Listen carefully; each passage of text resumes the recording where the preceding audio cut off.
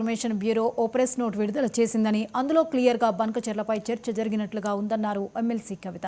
కానీ సీఎం రేవంత్ అసలు మీటింగ్లో బనకచెర్ల ప్రస్తావనే రాలేదని బుకాయించడం వెనుక కుట్ర దాగి ఉందని ఆరోపణలు గుప్పించారు. తెలంగాణకు జరుగుతున్న నష్టంపై సీఎం రేవంత్ రెడ్డికి అసలు సీరియస్నెస్ లేదని, రాష్ట్రాన్ని పాలించే హక్కు ఏనాడో కోల్పోయారని, వెంటనే రాజీనామా చేయాలని డిమాండ్ చేశారు. మంత్రి గారు బయటకు వచ్చేమో డిస్కషన్ కాలే అంటుండు. వీరి యొక్క గత చరిత్ర మనకు తెలుసు కదా.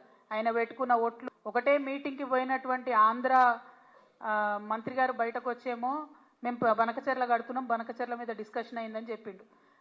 ప్రెస్ ఇన్ఫర్మేషన్ బ్యూరో కేంద్ర ప్రభుత్వంలో కూడా బనకచెర్ల మీద డిస్కషన్ అయింది, ఆఫీసర్స్ కమిటీలో ఉంటుందని చెప్తున్నారు. ఇక ముఖ్యమంత్రి గారు బయటకు వచ్చేమో డిస్కషన్ కాలే అంటుండు. వీరి యొక్క గత చరిత్ర మనకు తెలుసు కదా. ఆయన పెట్టుకున్న ఓట్లు, ఆయన మాట్లాడిన మాటలు, ఆయన ఎగ్గొట్టినటువంటి రైతు బంధులు, రైతు భరోసాలు, కళ్యాణ లక్ష్మిలు అన్నీ మనకు తెలిసినాయి కదా. సో ఆయన చరిత్ర తెలుసు కాబట్టి ఖచ్చితంగా మన ముఖ్యమంత్రే, మన తెలంగాణ ముఖ్యమంత్రే అబద్ధం ఆడుతున్నాడని తేట తెల్లమైపోయింది అలా ప్రజల ముందట. అందుకే బలంగా చెప్తా ఉన్నాం, ఆయన రాజీనామా చేయాలి, ఆయన పదవిలో కొనసాగేటటువంటి అర్హతనే లేదు. ఒకటే మీటింగ్కి పోయినటువంటి ఆంధ్ర మంత్రి గారు బయటకు వచ్చేమో మేము బనకచెర్ల కడుతున్నాం, బనకచెర్ల మీద డిస్కషన్ అయిందని చెప్పిండు. ప్రెస్ ఇన్ఫర్మేషన్ బ్యూరో కేంద్ర ప్రభుత్వంలో కూడా బనకచెర్ల మీద డిస్కషన్ అయింది, ఆఫీసర్స్ కమిటీలో ఉంటుందని చెప్తున్నారు.